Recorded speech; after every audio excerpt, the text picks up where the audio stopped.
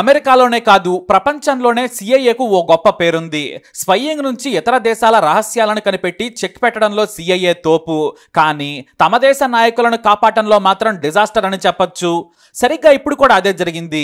మాజీ అధ్యక్షుడు మరోసారి అధ్యక్ష పదవికి పోటీ పడుతున్న డొనాల్డ్ ట్రంప్ ని 21 ఏళ్ల ఒక బచ్చా వందలాది మంది ముందే ఓ ఫ్యాక్టరీ రూఫ్ టాప్ మీదకు ఎక్కి ఏకంగా మిషన్ గన్ను ట్రంప్ వైపు మోహరించి కాల్చాడు.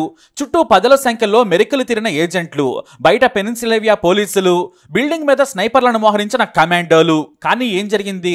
సిఐఏ ఏజెంట్ల భుజాల మీదుగా 1 కాదు 2 కాదు 8 బుల్లెట్లను పేల్చాడు దుండగుడు. కొద్దిలో తల తిప్పడంతో ట్రంప్ కుడి చెవిని తాకి బుల్లెట్ దూసుకెళ్లి వెనుక ఉన్న ఓ వ్యక్తి తలను చీల్చేసింది. మరో బుల్లెట్ మరో వ్యక్తి ఛాతిలోకి దూసుకెళ్ళింది. ఒకరు చనిపోగా మరో వ్యక్తి చావు బ్రతుకులతో పోరాడుతున్నాడు. మరి సిఐఏ ఏం చేసింది? మొత్తం 250 మంది ట్రంప్ భద్రతలో ఉంటారు. కనీసం 75 మంది మెరిక లాంటి సిఐఏ ఏజెంట్లు కాపలాగా ఉంటారు.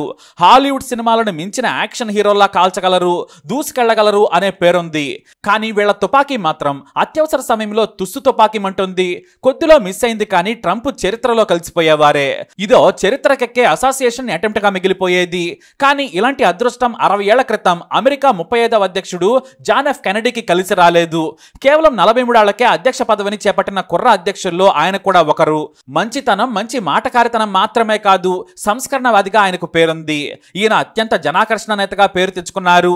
సరిగ్గా ఆయన చనిపోయే ముందు కూడా ఏకంగా 2 లక్షల మంది 16 కిలోమీటర్ల మేర బారులు తీరడం చూశారు ఆయన. రెండవసారి ఎన్నికల్లో పోటీ చేసి సులభంగా గెలిచేందుకు 1963లో జోరుగా ప్రచారం చేస్తున్నారు కెనడీ. 1964లో అధ్యక్ష ఎన్నికలున్నాయి. రెండవసారి మళ్లీ సులభంగా గెలవాలనుకున్నారు. కానీ టెక్సాస్ రాష్ట్రం మొత్తం కొరకరాని కొయ్యగా మారింది.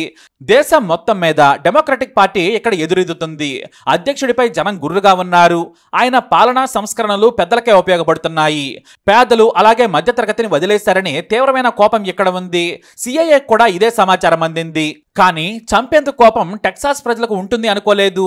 అందుకే టెక్సాస్ ప్రజల మనసు గెలుచుకోవాలని 2 రోజుల్లో 5 సిటీల టూర్ ప్లాన్ చేశారు కెనడీ.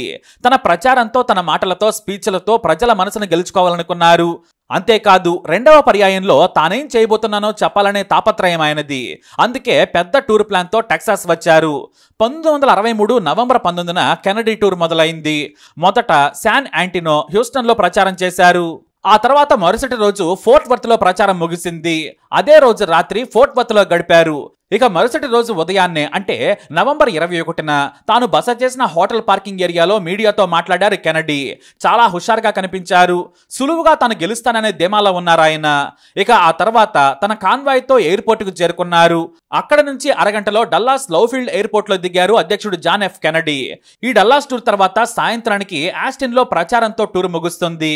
ఇక ఎయిర్పోర్ట్ దగ్గర జాన్ ఎఫ్ కెనడీ తన భార్య జాక్వెలిన్ కెనడీతో కలిసి ప్రజలకు అభివాదం చేశారు. వారి ఉత్సాహం చూసి ఆయన ఎంజాయ్ చేశారు. ఇక జాన్ ఎఫ్ కెనడీకి ఓపెన్ టాప్ కార్లు అంటే చాలా ఇష్టం. చుట్టూ చూస్తూ చేసే ప్రయాణాన్ని ఎంజాయ్ చేస్తూ ఉంటారు కెనడీ.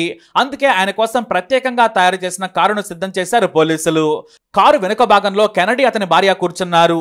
ముందేమో టెక్సాస్ గవర్నర్ జాన్ కెల్లీ అతని భార్య కూర్చున్నారు. తన ట్రేడ్ మార్క్ స్పీచ్ తో ముందే డల్లాస్ ప్రజల కోసం ఆయన ప్రిపేర్ అయ్యారు. ఎయిర్పోర్ట్ నుంచి కారులో ర్యాలీగా బయలుదేరారు ఆయన. ముందు సీట్లో గవర్నర్ దంపతులు కూర్చున్నారు. ఇక రోడ్డుకి ఇరువైపులా వేలాది జనం చేతులు ఊపుతూ అభివాదం చేస్తూ ఉన్నారు.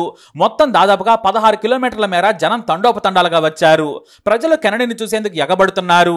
మోటార్కేడ్ పోలీసులు భద్రతను పర్యవేక్షిస్తున్నారు. స్థానిక పోలీసులు కూడా పహారాగా ఉన్నారు. మరోవైపు సిఐఏ ఏజెంట్లు క్లింట్ హిల్ వెనుక కారులో కూర్చున్నారు. అంతా సవ్యంగా సాగిపోతుంది అనుకున్నారు ఆయన. కొంతమంది సిఐఏ ఏజెంట్లు దారి వెంబడి పహారాగా ఉన్నారు. కొంతమంది మఫ్తీల్లో జనంలో కలిసిపోయి సెక్యూరిటీని పర్యవేక్షిస్తున్నారు. 3 ఏళ్లుగా అధ్యక్షుడిగా ఉన్న కెనడీకి పాపులారిటీ పెరిగింది. దీంతో జనం కూడా ఆయన కోసం క్యూలు కట్టారు. దారిలో పూలు పట్టుకొని ఉన్నారు. కానీ తీసుకునే పరిస్థితి లేదు. మొదట కొంతమందికి షేక్ హ్యాండ్ ఇచ్చిన ఆయన ఆలస్యం అవుతుందని కారులో ప్రయాణం మొదలుపెట్టారు. సరిగ్గా మధ్యాహ్నం 12:30 జనం మధ్య సంతోషంగా వెళుతున్న కెనడీ మెడలోకి బుల్లెట్ దూసుకెళ్లిపోయింది. ఆ తర్వాత ముందు కూర్చున్న గవర్నర్ భుజానికి ఒకటి తాకింది. అంతే, ఒక్కసారిగా గందరగోళం ఏర్పడింది. రెండో బుల్లెట్ కాల్చే లోపే పరిగెత్తుకొస్తున్న సిఐఏ ఏజెంట్ చెవు దగ్గర నుంచి భుజం మీదుగా మరో బుల్లెట్ వెళ్లి కెనడీ తలలోకి దూసుకెళ్లింది. అంతే, ఆయన కారులోనే కూలిపోయారు. మరో బుల్లెట్ ముందు కూర్చున్న గవర్నర్ తొడలోకి దూసుకెళ్లింది. ఒక్కసారిగా ఏజెంట్లందరూ వచ్చేశారు. ప్రెసిడెంట్ చుట్టూ గుమిగూడారు. వారే బుల్లెట్లను తీసుకునేందుకు సిద్ధమైపోయారు. కానీ ఆ తర్వాత బుల్లెట్లు చొచ్చుకు రాలేదు. గవర్నర్ కూడా ముందు సీట్లో కుప్పకూలిపోయాడు. ప్రెసిడెంట్ లో చలనం లేదు, ఎందుకంటే తలా మెడలో నుంచి బుల్లెట్లు చొచ్చుకెళ్లిపోయాయి. వెంటనే అంబులెన్స్ లో ఇద్దరిని దగ్గరలోని పార్క్లాండ్ మెమోరియల్ హాస్పిటల్ కి తరలించారు. అప్పటికే ఆసుపత్రి వైద్యులు కెనడీ చనిపోయారని ప్రకటించేశారు. తీవ్ర గాయాలతో ప్రాణాలతో బయటపడ్డాడు గవర్నర్ జాన్. అయితే బుల్లెట్ ఎక్కడి నుంచి వచ్చిందో కూడా మొదట సిఐఏకు ఏమీ అర్థం కాలేదు. పోస్ట్ మార్టంలో కూడా అదే గందరగోళం నెలకొంది. చుట్టూ ప్రహరీ ఉండగా ఎక్కడి నుంచి బుల్లెట్ వచ్చింది, జనంలో నుంచి వచ్చిందని కొందరు, కాదు బయట నుంచి అని కొందరు వాదించారు. అయితే అప్పుడే క్లూ దొరికింది. గవర్నర్ తొడకు బుల్లెట్ తాకడంతో అది ఎత్తైన ప్రదేశం నుంచి వచ్చి ఉండాలి అని తాపీగా గుర్తించారు. దీంతో చుట్టుపక్కల ఉన్న భవనాలన్నింటినీ కూడా పోలీసులు బ్లాక్ చేశారు. కానీ అప్పటికి అరగంట ఆలస్యమైపోయింది. ప్రతి బిల్డింగ్ ను పోలీసులు చుట్టుముట్టారు. బుల్లెట్ ను చూసిన సిఐఏ అధికారులు స్నైపర్ షాట్ అని గుర్తించారు. అయితే దగ్గరలోని టెక్సాస్ స్కూల్ బిల్డింగ్ నుంచి బుల్లెట్ వచ్చిందని గుర్తించారు. పోలీసులు ఆ భవనం మొత్తం వెతికారు. 6వ అంతస్తులో ఓ కిటికీ దగ్గర బుల్లెట్ తో పాటు బుల్లెట్ షెల్స్ కూడా దొరికాయి. పోలీసులు విచారణ చేయగా అది ఓస్వాల్డ్ అనే వ్యక్తిదని తేలింది. కానీ అక్కడ ఓస్వాల్డ్ లేడు. దీంతో ఆ భవనంలో ఓస్వాల్డ్ గురించి ఆరా తీయగా అతని అడ్రస్ తెలిసింది. ఇంతలో పోలీసులు ఓస్వాల్డ్ రూపురేఖలన్నింటినీ కూడా పోలీస్ స్టేషన్లకు తరలించారు. ఓస్వాల్డ్ ను పట్టుకోవాలని ఆదేశించారు. సరిగ్గా ఈ ఘటన జరిగిన అరగంట తర్వాత తన బోర్డింగ్ హౌస్ నుంచి హడావిడిగా పారిపోతూ జేడీ టిపెట్ అనే పోలీస్ అధికారికి కనిపించాడు. వెంటనే ఓస్వాల్డ్ ఆగిపోమని హెచ్చరించాడు టిపెట్. చేతులెత్తి పైకెత్తినట్లే ఎత్తిన ఓస్వాల్డ్ దగ్గరకు వస్తున్న పోలీసును వేగంగా తన దగ్గర ఉన్న .38 రివాల్వర్ తో కాల్చి చంపేశాడు. అప్పుడు చుట్టూ వందలాది మంది జనం కూడా ఉన్నారు.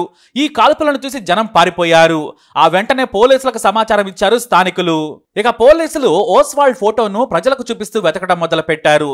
సరిగ్గా 1:50 టెక్సాస్ థియేటర్లోకి వెళుతూ కనిపించాడని పోలీసులకు ఓ వ్యక్తి సమాచారం ఇచ్చాడు. దీంతో ఒకేసారి 25 మంది పోలీసులు టెక్సాస్ థియేటర్ను చుట్టుముట్టేశారు. అందరినీ బయటకు పంపించి వేస్తూ వెతకడం మొదలు పెట్టారు. అయితే డ్రెస్ మార్చుకున్న ఓస్వాల్డ్ జుట్టును చెరిపేసుకుని పిచ్చివాడిలా వేగంగా బయటకు పరిగెత్తే ప్రయత్నం చేశాడు. కానీ జనంలో ఉన్నా కూడా కంగారుగా వెళుతున్న ఓస్వాల్డ్ ను ఓ పోలీస్ అధికారి గుర్తుపట్టి వెనుక నుంచి మెడను పట్టుకున్నాడు. వెంటనే కింద పడేసి 2 చేతులను వెనక్కి విరిచేశాడు. అంతేకాదు అధ్యక్షుడిని చంపిన హంతకుడు దొరికాడు. పోలీస్ అధికారి టిపెట్ ను కూడా ఇతడే చంపాడని వెంటనే పోలీసులు మీడియాకు తెలియజేశారు. అయితే అమెరికా అధ్యక్షుడిని చంపిన ఓస్వాల్డ్ అసలు స్నైపర్ ను ఎలా ఆపరేట్ చేయగలిగాడు, అంత షార్ప్ గా 6వ అంతస్తు నుంచి ఎలా కాల్చగలిగాడనే అనుమానం తలెత్తింది. ఇది కుట్రేమో అనుకున్నారు. కానీ ఈ ఓస్వాల్డ్ అమెరికన్ ఆర్మీలో పనిచేసి రిటైర్ అయ్యాడని తేలింది. మెరైన్ కమాండోగా పనిచేశాడు. పైగా షార్ప్ షూటింగ్ లో దిట్ట. కెనడీ సంస్కరణలో అతనికి నచ్చలేదు. ధనికులను ఇంకా ధనికులను చేస్తున్న కెనడీ పేద మధ్యతరగతిని మోసం చేస్తున్నాడని కోపంతో రగిలిపోయాడు. అంతేకాదు తనకు అమెరికా కంటే కమ్యూనిస్ట్ సిద్ధాంతాలు నచ్చాయి. పేదవాడికి కమ్యూనిజం ఉపయోగపడుతుంది. పెట్టుబడిదారి వ్యవస్థతో పేదలు పేదలుగా ఉండిపోతారు, దోపిడీకి గురవుతారని ఎప్పుడూ తన వారికి చెప్పేవాడు. కమ్యూనిజాన్ని సమర్థించేవాడు. ఆ తర్వాత రష్యా పౌరసత్వం కోసం కూడా ఓస్వాల్డ్ పలుమార్లు ప్రయత్నించాడు కూడా. కానీ మెరైన్ లో పనిచేయడంతో అతనికి పౌరసత్వం ఇచ్చే విషయంలో తాత్సారం చేసింది నాటి రష్యా ప్రభుత్వం. కానీ ఈ లోపే ఏకంగా అధ్యక్షుడిని పొట్టన పెట్టేసుకున్నాడు. అయితే కెనడీ హత్యలో రష్యా కుట్ర ఉందన్న కోణం కూడా వినిపించింది. కానీ అమెరికా సిఐఏ తీరు ఎంత దారుణంగా ఉంటుందో ఓస్వాల్డ్ వ్యవహారంతో మరోసారి 60 ఏళ్ల క్రితమే తేలిపోయింది. ఎందుకంటే చుట్టూ 100 మంది పోలీసులు, సిఐఏ ఏజెంట్లు, సీక్రెట్ ఏజెంట్లు కూడా ఉన్నారు. అతన్ని కస్టడీలోకి తీసుకుని కోర్టుకు తీసుకెళ్లేందుకు ఏర్పాట్లు చేసుకున్నారు. నవంబర్ 24న అతన్ని డల్లాస్ పోలీస్ డిపార్ట్మెంట్ బేస్మెంట్ లో ఉంచారు. కెనడీని చంపిన హంతకుడిని చూసేందుకు జనం విరగబడి వచ్చారు. అదే టైంలో తన అభిమాన నాయకుడిని చంపుతావా అని డల్లాస్ లోని ప్రఖ్యాత night club owner Jack ruby దగ్గర నుంచి పోలీసుల ముందే ఓస్వాల్డ్ ను కాల్చి చంపాడు. దీంతో పోలీసుల పరువు గంగలో కలిసిపోయింది. ఇటు అమెరికా అధ్యక్షుడిని కాపాడలేకపోయారు. ఇప్పుడు అధ్యక్షుడు కెనడీని చంపిన హంతకుడిని కూడా కాపాడలేకపోయారని విమర్శలు ఎదుర్కొన్నారు. అయితే ఓస్వాల్డ్ ను చంపినందుకు రూబీకి మరణశిక్ష విధించింది కోర్టు. కానీ ఆయన పైకోర్టులో అప్పీల్ చేసుకున్నారు. ఈ లోపు విచారణ మొదలవగానే క్యాన్సర్ తో 1967లో చనిపోయాడు జాక్ రూబీ. ఇలా సిఐఏ తమ పెద్ద నాయకులను కాపాడుకోవడంలో విఫలమవుతూనే వస్తోంది.